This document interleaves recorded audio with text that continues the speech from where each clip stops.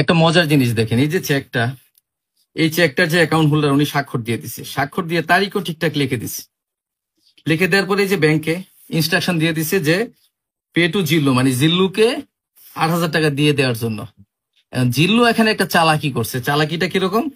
সে দেখছে এই 8,000 যে লেখছে এটার আগে পরে বেশ কিছু জায়গা আছে, সে কি করলো আপনার আরেকটা 8 বসাই দিল সামনে দিয়ে, এভাবে 88,000 মানে 88,000 বানাই ফেললো। তাহলে এখানে কি করতে হবে? 8,000-কে 88 বানানো কিন্তু খুব সহজ। দেখেন, একটা আকার দিয়ে আর একটা রস্বইকার দিলে কিন্তু 88 হয়ে গেল। এখন ব্যাংকের কাছে যদি এটা জিল্লু নিয়ে প্রেজেন্ট করে, তাহলে কাউন্টার থেকে আইনগতভাবে 88,000 টাকা দিতে কিন্তু কোনো বাধা নেই, কোনো সমস্যা নেই।